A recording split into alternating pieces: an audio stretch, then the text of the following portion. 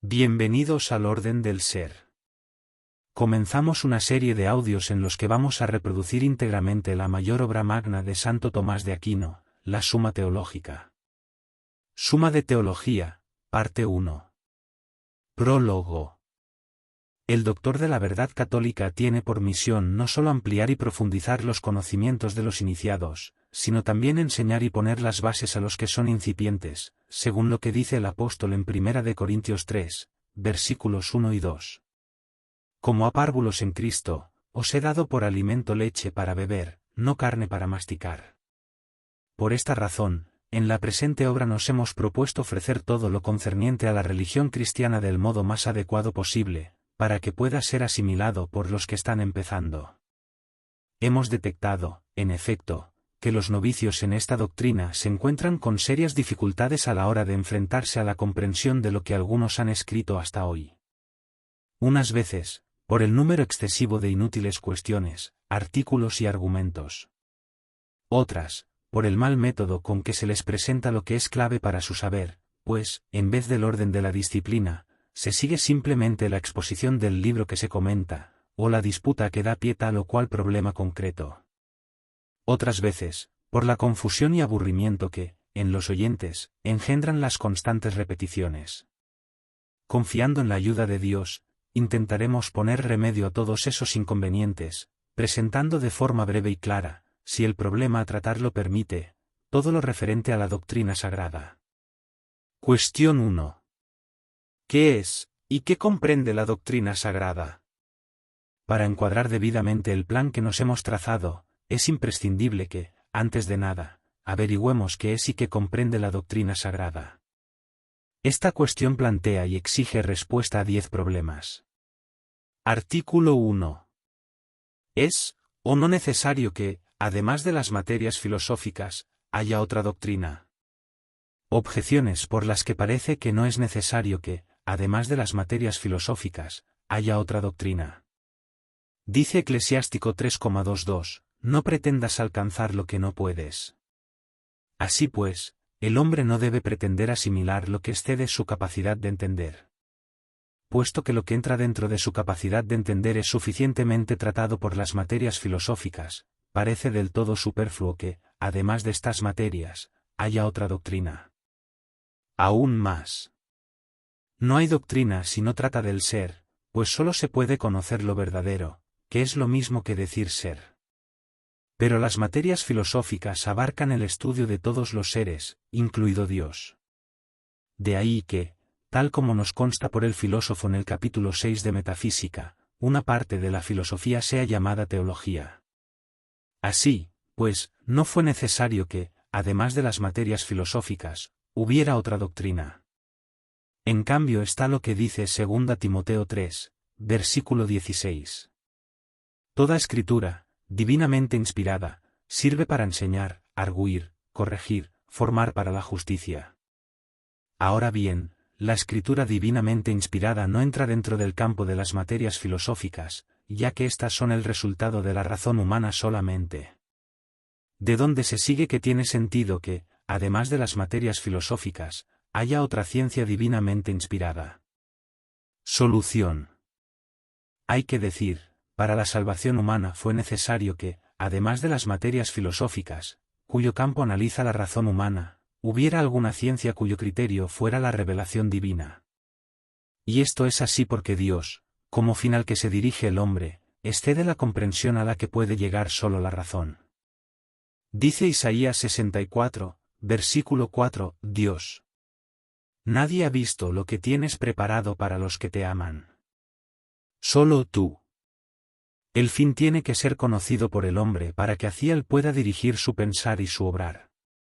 Por eso fue necesario que el hombre, para su salvación, conociera por revelación divina lo que no podía alcanzar por su exclusiva razón humana. Más aún, lo que de Dios puede comprender la sola razón humana, también precisa la revelación divina, ya que, con sola la razón humana, la verdad de Dios sería conocida por pocos, después de muchos análisis, y con resultados plagados de errores. Y, sin embargo, del exacto conocimiento de la verdad de Dios depende la total salvación del hombre, pues en Dios está la salvación. Así, pues, para que la salvación llegara a los hombres de forma más fácil y segura, fue necesario que los hombres fueran instruidos, acerca de lo divino, por revelación divina. Por todo ello se deduce la necesidad de que, además de las materias filosóficas, resultado de la razón, hubiera una doctrina sagrada, resultado de la revelación. Respuesta a las objeciones. A la primera hay que decir, el hombre no debe analizar con sus solas fuerzas naturales lo que excede su comprensión, sin embargo, esto que le excede ha sido revelado por Dios para ser aceptado por la fe. De ahí que el texto que él continúe diciendo en el versículo 25, te han sido mostradas muchas cosas que están por encima del hombre. En estas cosas se centra la doctrina sagrada. A la segunda hay que decir, hay diversos modos de conocer, diversas ciencias. Por ejemplo, tanto el astrólogo como el físico puede concluir que la Tierra es redonda. Pero mientras el astrólogo lo deduce por algo abstracto, la matemática, el físico lo hace por algo concreto, la materia. De ahí que nada impida que unas mismas cosas entren dentro del campo de las materias filosóficas siendo conocidas por la simple razón natural, y, al mismo tiempo, dentro del campo de otra ciencia cuyo modo de conocer es por la luz de la revelación divina. De donde se deduce que la teología que estudia la doctrina sagrada, por su género, es distinta de la teología que figura como parte de la filosofía. Artículo 2. ¿La doctrina sagrada es o no es ciencia? Objeciones por las que parece que la doctrina sagrada no es ciencia. 1. Toda ciencia deduce sus conclusiones partiendo de principios evidentes.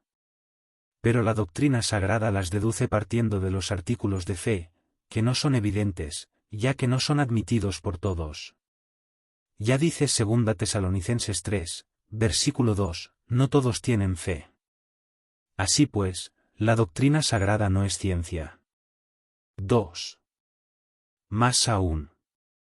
La ciencia no trata lo individual.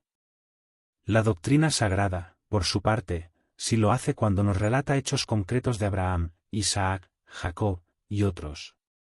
Por lo tanto, la doctrina sagrada no es ciencia. En cambio está lo que dice Agustín en el 14 de Trinitate, a esta ciencia pertenece solamente aquello con lo que se fecunda, alimenta, defiende, y robustece la fe que salva. Esto corresponde solo a la doctrina sagrada, no a ninguna otra ciencia. Por lo tanto, la doctrina sagrada es ciencia. Solución. Hay que decir, la doctrina sagrada es ciencia. Hay dos tipos de ciencias. Unas, como la aritmética, la geometría, y similares, que deducen sus conclusiones a partir de principios evidentes por la luz del entendimiento natural. Otras, por su parte, deducen sus conclusiones a partir de principios evidentes, por la luz de una ciencia superior. Así, la perspectiva, que parte de los principios que le proporciona la geometría, o la música, que parte de los que le proporciona la aritmética. En este último sentido se dice que la doctrina sagrada es ciencia, puesto que saca sus conclusiones a partir de los principios evidentes por la luz de una ciencia superior, esto es, la ciencia de Dios y de los santos. Así, pues, de la misma forma que la música acepta los principios que le proporciona el matemático, la doctrina sagrada acepta los principios que por revelación le proporciona Dios. Respuesta a las objeciones. A la primera hay que decir, los principios de una ciencia cualquiera, o son evidentes, o quedan reducidos a los que le proporciona una ciencia superior. Estos últimos son los principios propios de la doctrina sagrada, tal como se ha dicho.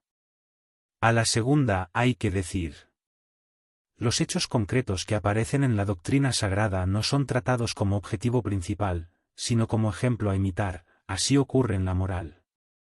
O también para declarar la autoridad de aquellos nombres por los que se nos ha transmitido la revelación divina, que es el fundamento de la escritura o doctrina sagrada. Artículo 3. ¿La doctrina sagrada en cuanto a ciencia, es una, o múltiple? Objeciones por las que parece que la doctrina sagrada no es una única ciencia. 1. Dice el filósofo en el primero de los posteriores.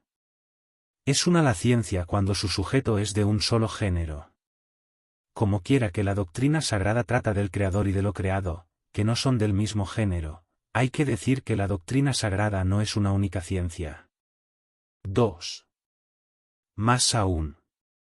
En la doctrina sagrada se trata de los ángeles, de seres corpóreos y del comportamiento de los hombres. Todo esto es tratado en diversas ciencias filosóficas. Así, pues, la doctrina sagrada no es una única ciencia. En cambio está la Sagrada Escritura, que habla de ella como de una única ciencia, pues dice Sabiduría 10, versículo 10. Le concedió la ciencia de los santos. Solución. Hay que decir, la doctrina sagrada es una única ciencia. La unidad de la facultad, o del hábito, la da el objeto, pero no bajo el aspecto material, sino formal. Por ejemplo, el hombre, el asno, y la piedra, pueden ser considerados bajo el aspecto formal del color, que es el objeto de la vista. Si tenemos presente, como ya hemos dicho en el artículo 2, que la Sagrada Escritura considera algunas cosas en cuanto reveladas por Dios, todo lo que puede ser revelado por Dios cae bajo el aspecto formal del objeto de tal ciencia. Es así como queda comprendido dentro de la doctrina sagrada como una única ciencia. Respuesta a las objeciones. A la primera hay que decir, la doctrina sagrada no se ocupa por igual de Dios y de las criaturas, sino que se ocupa de Dios como objetivo principal, y de las criaturas en cuanto referidas al como su principio y su fin. Esto no impide que sea una única ciencia. A la segunda hay que decir, nada impide que las facultades, o hábitos, se diversifiquen al considerar sus distintos objetos, y que, al mismo tiempo, esos objetos sean considerados por una facultad o hábito superior, puesto que una facultad, o hábito superior, lo considera todo bajo un aspecto formal mucho más universal. Ejemplo. El sentido común tiene por objeto lo sensible, y lo sensible es también el objeto de la vista, o del oído. De ahí que el sentido común, en cuanto facultad, abarque los objetos propios de los 5 sentidos. De modo parecido, lo que cae dentro del campo de las diversas ciencias filosóficas, esto mismo puede considerarlo bajo un solo aspecto, el de poder ser revelado por Dios, la doctrina sagrada como una única ciencia. Es así que la doctrina sagrada es como una imagen de la ciencia divina que es una, simple, y lo abarca todo. Artículo 4. La doctrina sagrada, ¿es, o no es ciencia práctica? Objeciones por las que parece que la doctrina sagrada es ciencia práctica. 1. Tal como dice el filósofo en el segundo de los Metafísicos capítulo 5, el fin de la práctica es la acción. Y la doctrina sagrada se encamina a la acción según Santiago 1, versículo 22. Sed vivientes de la palabra y no solo oyentes. Por lo tanto, la doctrina sagrada es ciencia práctica. 2. Más aún. La doctrina sagrada se divide en ley antigua y ley nueva. Pero la ley es estudiada por la moral, que es una ciencia práctica. Por lo tanto, la doctrina sagrada es ciencia práctica. En cambio, toda ciencia práctica trata de lo que puede ser hecho por el hombre. Así la moral, los actos humanos, la arquitectura, los edificios. La doctrina sagrada, por su parte, tiene por objeto principal a Dios, cuya obra mayor es el hombre. Por lo tanto, no es ciencia práctica, sino sobre todo especulativa. Solución. Hay que decir. La doctrina sagrada, tal como quedó indicado en el artículo 3, siendo una, abarca todo lo que concierne a las ciencias filosóficas por el aspecto formal bajo el que lo considera, esto es, en cuanto puede ser conocido por la luz divina. De ahí que, aun cuando las ciencias filosóficas, unas sean especulativas, y otras prácticas, sin embargo, la doctrina sagrada las abarca todas, de la misma forma que Dios se conoce a sí mismo y su obrar con la misma ciencia. Por otra parte, estamos ante una ciencia más especulativa que práctica, porque trata principalmente más de lo divino que de lo humano, pues cuando trata de lo humano lo hace en cuanto que el hombre, por su obrar, se encamina al perfecto conocimiento de Dios, puesto que en ese conocer consiste la felicidad eterna. La respuesta a las objeciones está incluida en lo dicho. Artículo 5. ¿La doctrina sagrada es o no es superior a las otras ciencias? Objeciones por las que parece que la doctrina sagrada no es superior a las otras ciencias. 1. La certeza es algo propio de la superioridad de una ciencia. Pero las otras ciencias parecen más ciertas que la doctrina sagrada, pues mientras los principios de aquellas no pueden ser puestos en duda, los de esta, que son los artículos de fe, sí admiten la duda. Así pues, las otras ciencias parecen más ciertas que la doctrina sagrada. 2. Más aún. Las ciencias de lo inferior toman sus principios de lo superior, como la música los toma de la aritmética. Pero la doctrina sagrada toma algo de las ciencias filosóficas. Así dice Jerónimo en su carta al gran orador de la ciudad de Roma, que los doctores antiguos inundaron tanto sus libros de teorías y frases de los filósofos, que no se sabe qué admirar más, si su erudición de lo profano, o su conocimiento de la escritura. Por lo tanto, la doctrina sagrada es inferior a las otras ciencias. En cambio está la afirmación de que las otras ciencias son llamadas siervas de la doctrina sagrada en Proverbios 9, versículo 3. La sabiduría ha enviado a sus siervos a gritar desde lo alto de la colina. Solución. Hay que decir. Como quiera que esta ciencia con respecto a algo es especulativa, y con respecto a algo es práctica, está por encima de todas las demás ciencias tanto especulativas como prácticas. De entre las ciencias especulativas, se dice que una es superior a otra según la certeza que contiene, o según la dignidad de la materia que trata. En ambos aspectos, la doctrina sagrada está por encima de las otras ciencias especulativas. Con respecto a la certeza de las ciencias especulativas, fundada en la razón natural, que puede equivocarse, contrapone la certeza que se funda en la luz de la ciencia divina, que no puede fallar. Con respecto a la dignidad de la materia, porque la doctrina sagrada trata principalmente de algo que por su sublimidad sobrepasa la razón humana. Las otras ciencias solo consideran lo que está sometido a la razón.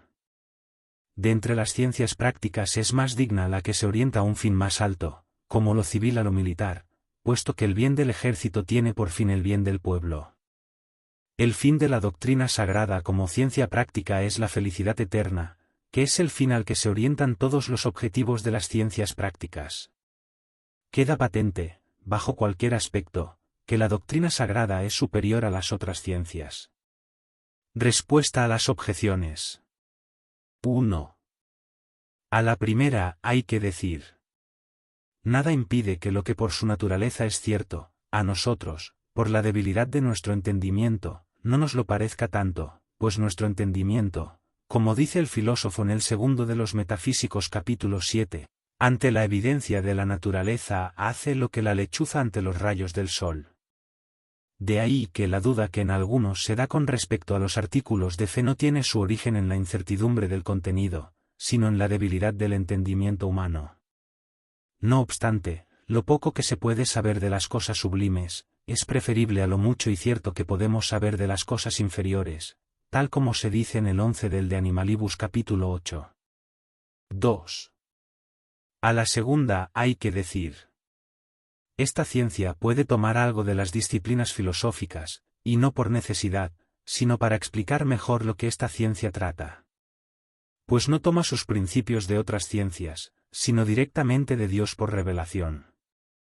Y aun cuando tome algo de las otras ciencias, no lo hace porque sean superiores, sino que las utiliza como inferiores y serviles, como la arquitectura tiene proveedores, o como lo civil tiene lo militar.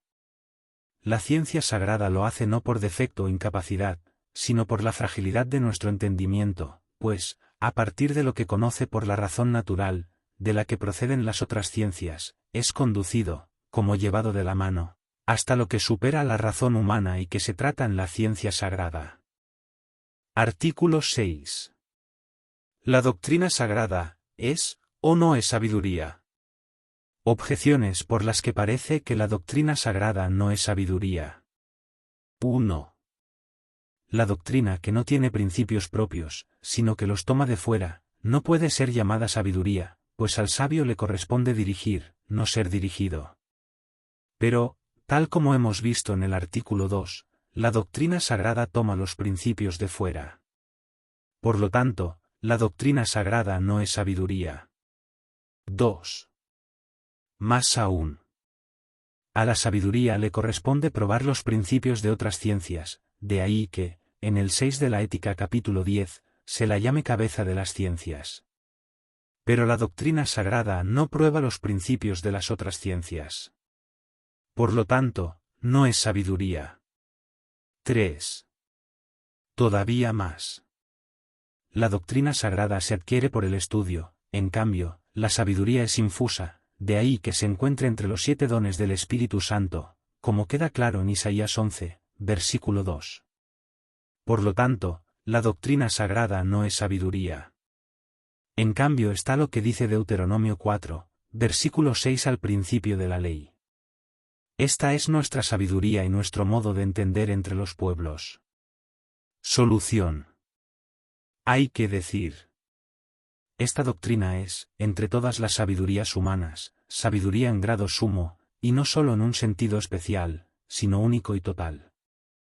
Le corresponde al sabio dirigir y juzgar, y su juicio lo hace teniendo como punto de referencia la causa más alta de todo lo inferior. Así, en todo tipo de cosas, se llama sabio aquel que tiene presente la causa más alta de cada cosa concreta. Por ejemplo, el trabajador que prepara los planos de un edificio, es llamado sabio y arquitecto respecto a los trabajadores que labran la madera, o pulen la piedra. En este sentido dice 1 Corintios 3, versículo 10. Como sabio arquitecto puso los cimientos. Y en la vida humana, el sabio es llamado prudente por orientar el obrar humano a su debido fin. De ahí que diga Proverbios 10, versículo 23. La sabiduría en el hombre es la prudencia. Así pues, aquel que tenga como punto de referencia la causa suprema de todo el universo, que es Dios, será llamado sabio en grado sumo, de ahí que la sabiduría sea definida como conocimiento de lo divino, según refiere Agustín en el 12 de Trinitate. Lo más genuino de la doctrina sagrada es referirse a Dios como causa suprema, y no sólo por lo que de él se puede conocer a través de lo creado, y que en este sentido ya lo conocieron los filósofos, tal como dice Romanos 1, versículo 19. Lo que puede conocerse de Dios lo tienen a la vista, sino también por lo que, solo Él, puede saber de sí mismo, y que comunica a los demás por revelación. De donde se deduce que la doctrina sagrada es sabiduría en grado sumo. Respuesta a las objeciones. 1. A la primera hay que decir.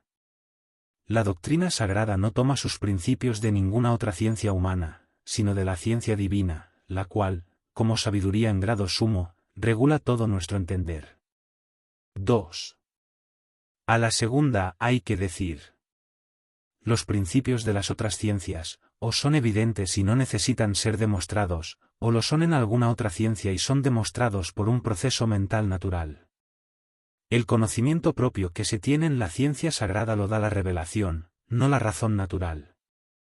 De ahí que no le corresponda probar los principios de las otras ciencias, sino solo juzgarlos. Así, condena por falso todo lo que en las otras ciencias resulta incompatible con su verdad. Dice 2 Corintios 10, versículo 4 y siguientes. Derribamos las falacias y todo torreón que se jerga contra el conocimiento de Dios. 3. A la tercera hay que decir. Al sabio le corresponde juzgar. Como hay dos modos de juzgar, la sabiduría debe ser entendida de dos modos también. Uno de los modos es si el que juzga tiene tendencia a algo. Por ejemplo, el virtuoso juzgará rectamente todo lo que se refiera a lo virtuoso, pues él tiende a ello. De ahí lo que se dice en 10 de la Ética. El virtuoso es la regla y medida de los actos humanos. Otro modo de juzgar es juzgar por conocimiento. Así, por ejemplo, el especialista en moral podrá juzgar los actos de tal o cual virtud, aunque él no la tenga. Pues bien, a la hora de juzgar las cosas divinas, el primer modo indicado es el que corresponde a la sabiduría que figura entre los dones del Espíritu Santo, siguiendo aquello de 1 Corintios 2, versículo 15. El hombre espiritual todo lo juzga, etc. Y Dionisio dice en el capítulo 2 del De Divinis Nominibus. Yeroteo es hombre docto no solo porque aprende lo divino, sino porque también lo vive. El segundo modo de juzgar pertenece a la doctrina sagrada en cuanto adquirida por el estudio, si bien toma los principios que dimanan de la revelación. Artículo 7. ¿Es o no es Dios el sujeto de esta ciencia? Objeciones por las que parece que Dios no es el sujeto de esta ciencia. 1. Según el filósofo en el primero de los posteriores, toda ciencia necesita suponer del sujeto, que es. Pero la doctrina sagrada como ciencia no supone de Dios, que es, ya que dice el Damasceno, es imposible decir de Dios que es. Por lo tanto, Dios no es el sujeto de esta ciencia. 2. Más aún. Todo lo que trata una ciencia está comprendido en su sujeto. Pero en la Sagrada Escritura se trata de muchas cosas además de Dios, como son las criaturas y los actos humanos. Por lo tanto, Dios no es el sujeto de esta ciencia. Solución. Hay que decir. Dios es el sujeto de esta ciencia. La relación que hay entre una ciencia y su sujeto, es la misma que hay entre una facultad, o hábito, y su objeto. El objeto propio de una facultad, o hábito, lo constituye el aspecto bajo el cual lo considera todo tal facultad o hábito.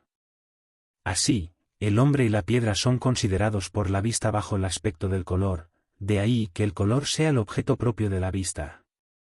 Todo lo que trata la doctrina sagrada lo hace teniendo como punto de mira a Dios.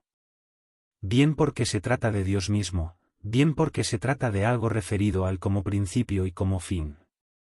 De donde se sigue que Dios es verdaderamente el sujeto de esta ciencia. Esto mismo queda patente por los principios de esta ciencia, que son los artículos de fe, y que proviene de Dios. El sujeto de los principios es el mismo que de toda la ciencia, pues toda la ciencia virtualmente está contenida en los principios. Es verdad que ha habido quienes, considerando lo que se trata en esta ciencia, y no el aspecto bajo el que se trata, le han asignado a la doctrina sagrada otro sujeto. Por ejemplo, los hechos y los signos, o la obra de la reparación, o el Cristo total, esto es, la cabeza y los miembros.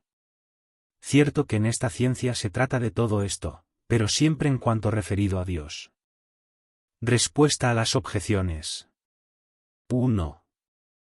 A la primera hay que decir. Aun cuando no podamos decir de Dios que es, en esta doctrina sagrada tomamos sus efectos, de naturaleza o de gracia, como sustituto de la definición, para poder analizar lo que en esta doctrina se dice de Dios. Esto mismo hacen algunas ciencias filosóficas, que, por el efecto, demuestran algo de la causa, habiendo tomado el efecto como sustituto de la definición de causa.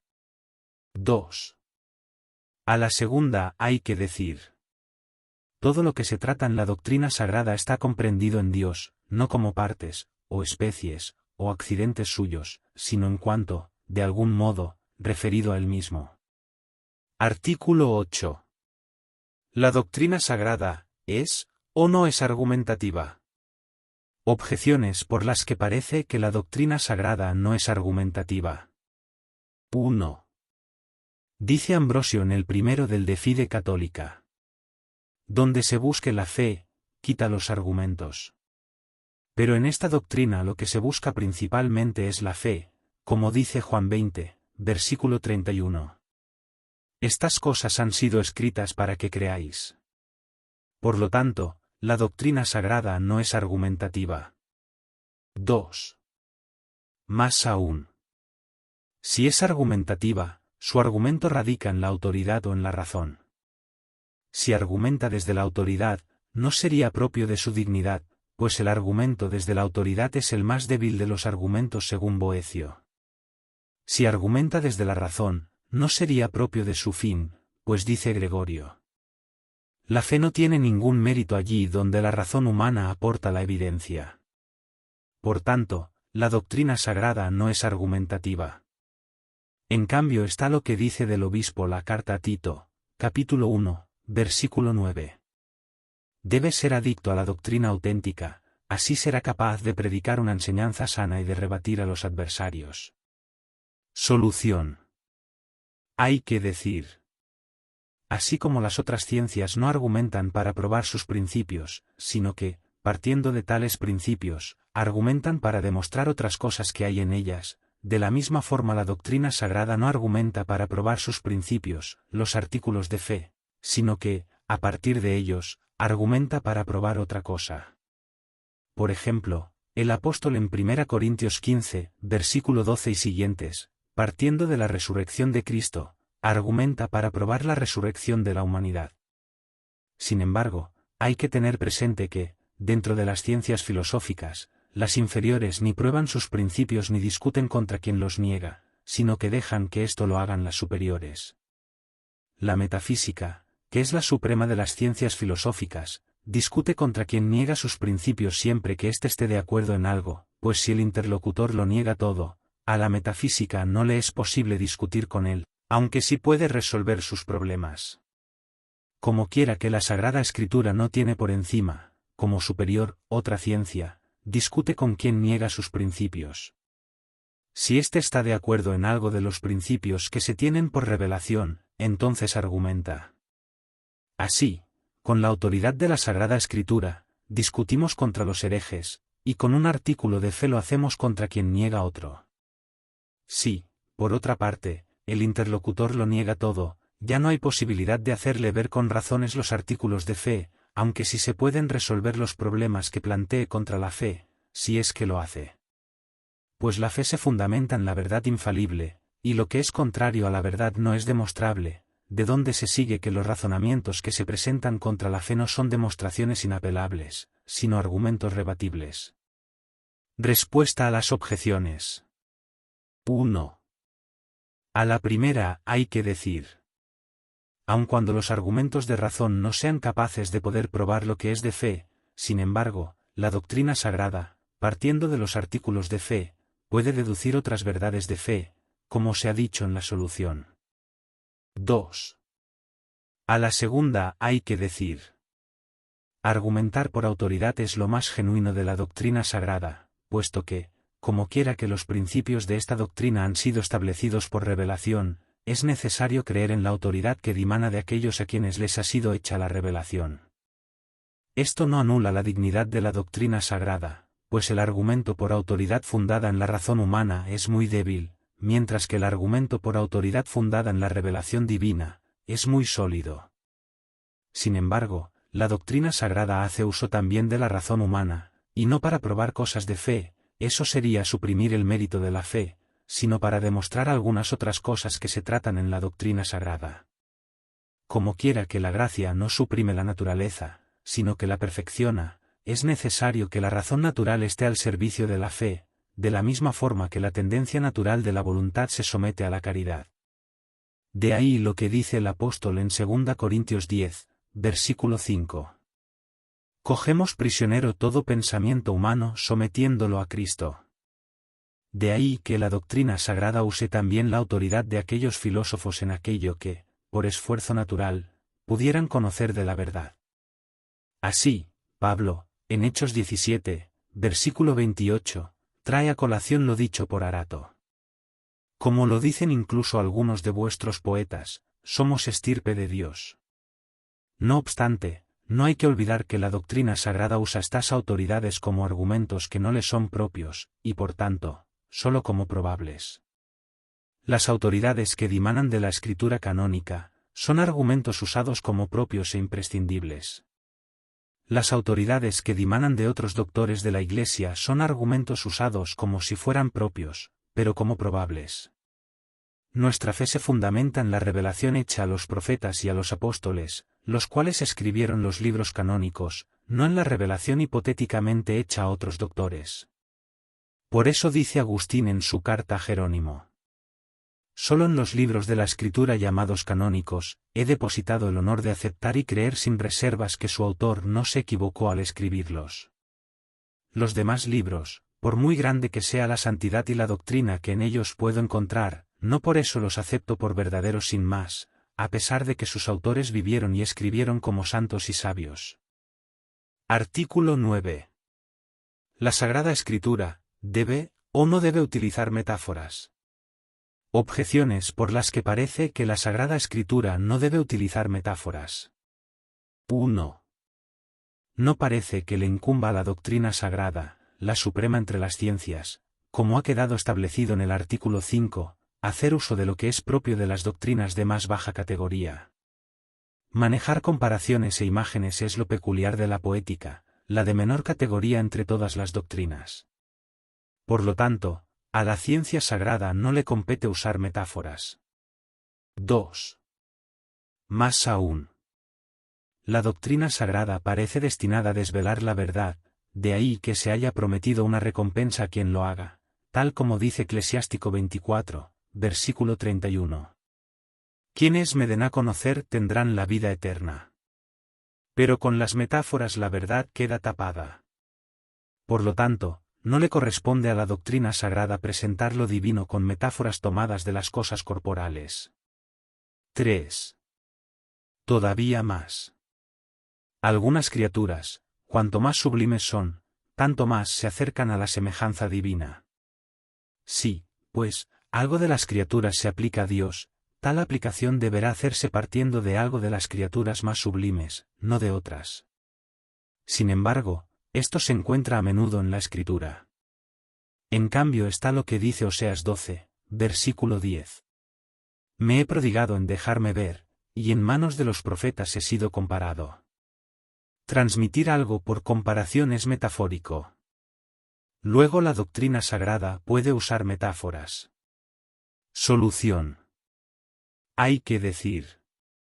Es conveniente que la Sagrada Escritura transmita lo divino y espiritual a través de imágenes tomadas de lo material. Pues Dios acude a todos a través del modo que les es propio. Es propio de lo humano que llegue a lo inteligible por lo sensible, puesto que nuestro conocer empieza por los sentidos.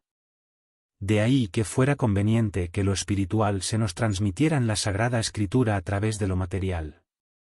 Esto es lo que nos dice Dionisio en el capítulo 1 de Ia Jerarquía Celeste.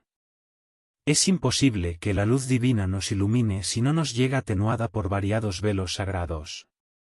También convenía que la Sagrada Escritura, dirigida a todos según aquello de la carta a los Romanos 1, versículo 14, me debo a los sabios y a los ignorantes, presentase lo espiritual bajo imágenes tomadas de lo material, a fin de poder ser captado por los más simples, los cuales, por sus propias fuerzas, son incapaces de entender lo que es posible ser comprendido. Respuesta a las objeciones. 1.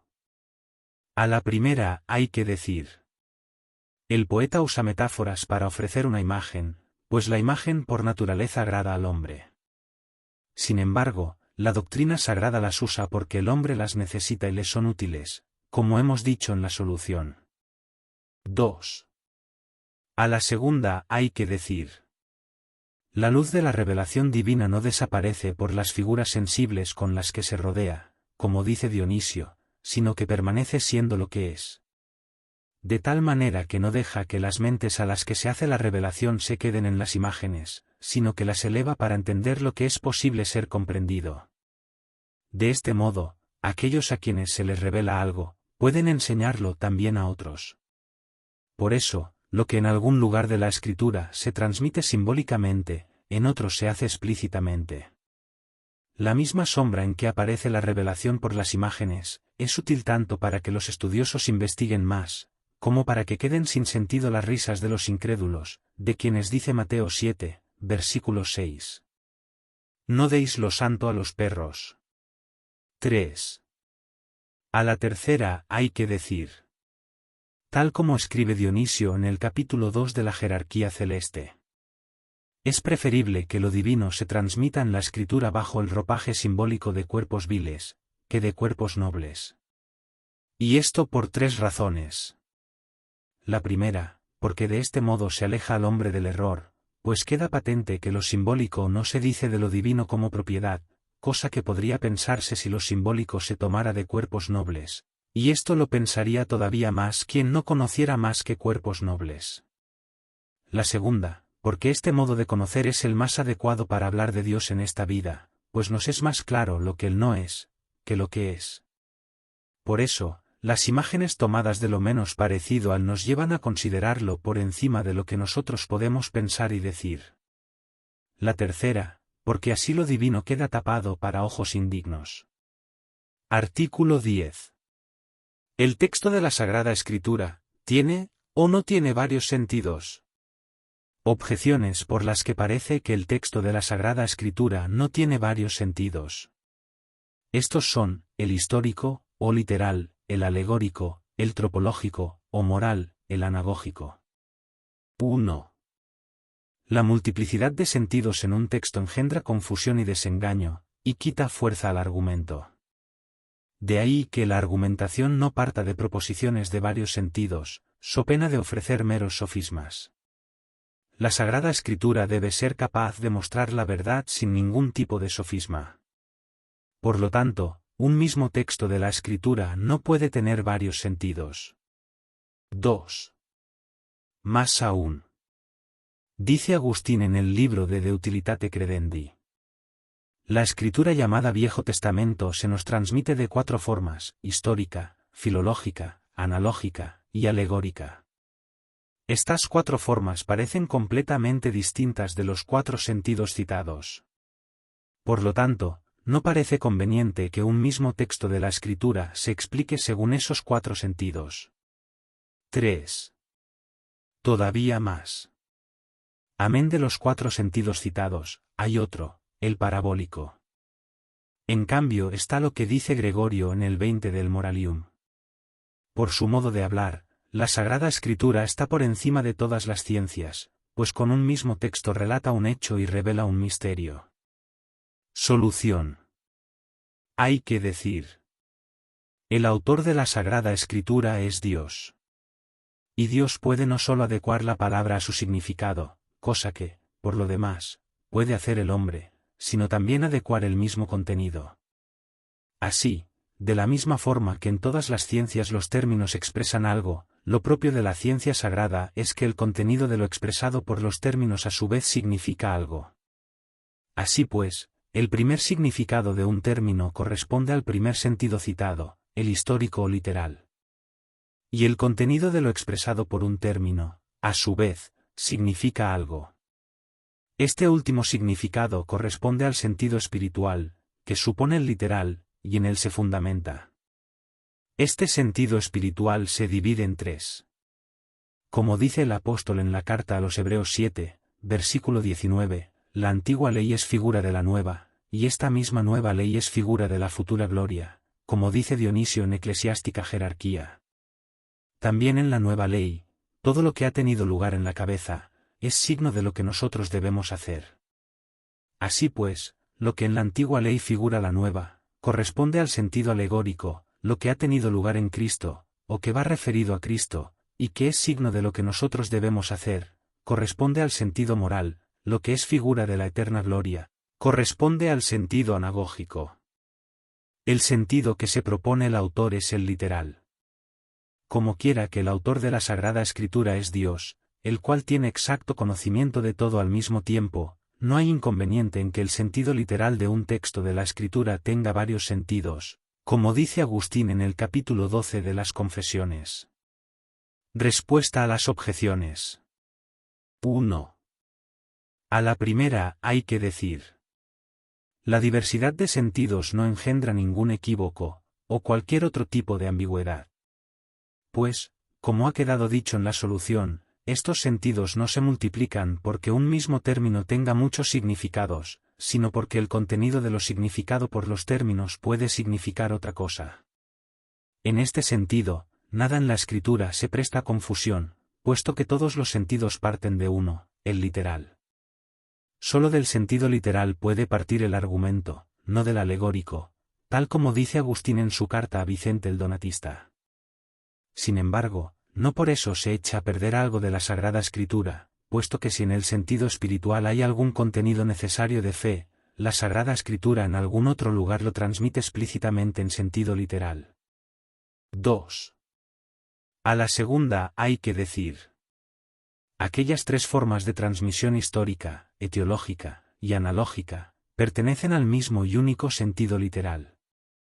La forma histórica, Tal como dice el mismo Agustín, relata algo sin más, la forma teológica indica la causa de algo, por ejemplo cuando el Señor indicó por qué Moisés permitió a los judíos poder repudiar a sus mujeres, por la dureza de su corazón, como dice Mateo 19, versículo 8, la forma analógica explica cómo, dentro de la Escritura, la verdad de un texto no contradice la verdad de otro. La forma alegórica, de las 4 señaladas, es la única que cae dentro de los 3 sentidos espirituales.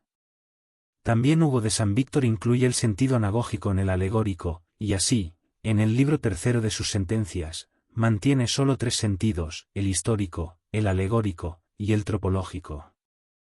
3. A la tercera hay que decir. El sentido parabólico está contenido en el literal. Pues los términos significan algo propio y algo figurado. El sentido literal no se detiene en la figura misma, sino en lo figurado. Por ejemplo, cuando la Escritura habla del brazo de Dios, el sentido literal no está diciendo que Dios tenga el brazo en cuanto elemento corporal, sino en cuanto fuerza para obrar, que es lo que el brazo significa. Queda claro que lo falso no puede fundamentarse en el sentido literal de la Sagrada Escritura. Si te ha gustado, no olvides darle like, comentar, suscribirte, y compartir este podcast. Un fuerte abrazo y gracias por escuchar.